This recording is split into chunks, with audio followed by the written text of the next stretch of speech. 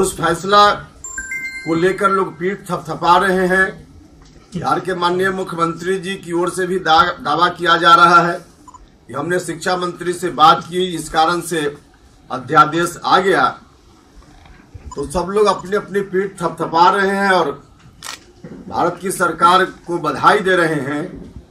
लेकिन हमारी पार्टी की समझ है कि जो कुछ भी अध्यादेश के माध्यम से डिसीजन हुआ है वह लोगों की आंखों में धूल झोंकने जैसा है।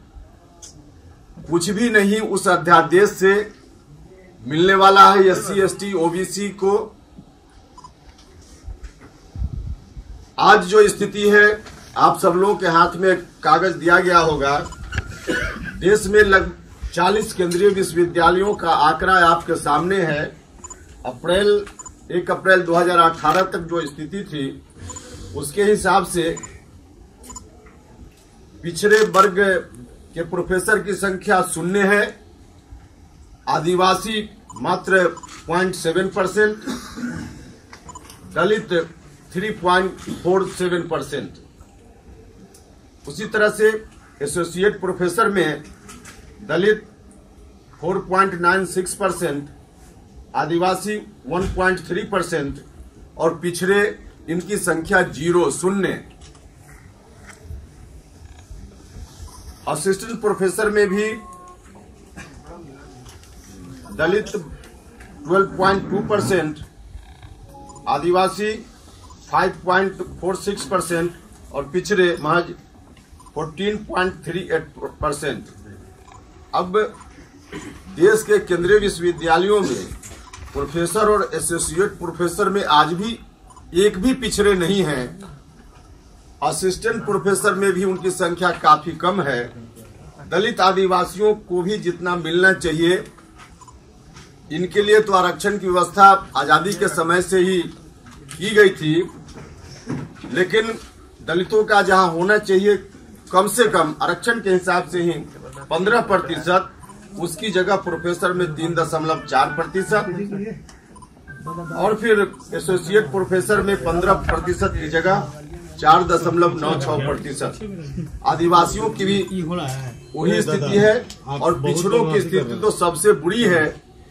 प्रोफेसर और एसोसिएट प्रोफेसर आज एक भी नहीं है। देश भर के किसी भी केंद्रीय विश्वविद्यालय में टीचर के रूप में, प्रोफेसर एसोसिएट प्रोफेसर के रूप में पिछड़े समाज के एक भी नहीं है।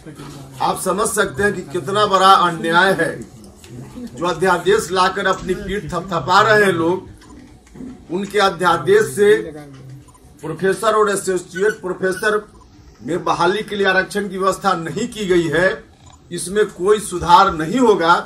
लेकिन जो सेंट्रल यूनिवर्सिटीज में टीचर की बहाली की स्थिति है, उसके बारे में सरकार कह रही है कि हमने आरक्षण की व्यवस्था कर दी अध्यादेश लाकर। अध्यादेश में जो कुछ भी उन्होंने कहा है या किया है, उसके आधार पे उनका निर्णय देश की जनता की आंखों में धूल झोंकने जैसा निर्णय है। प्रोफेसर, एसोसिएट प्रोफेसर के पदों पर टीचर की बहाली में न तो उन्होंने ओबीसी के लिए आरक्षण की व्यवस्था की है, न एसटी के लिए आरक्षण की व्यवस्था की है, न एससी के लिए आरक्षण की व्यवस्था की है। जबकि पहले से 40 केंद्रीय जो विश्वविद्यालय हैं, उनका आंकड़ा है सरकारी कि एक भी केंद्रीय विश्वविद्यालय में ओबीसी प्रोफेसर नहीं है, एक भी एसोसिएट प्रोफेसर नहीं है। दलितों की भी संख्या बहुत ही कम है, आदिवासी बंधुओं की संख्या भी बहुत ही कम है।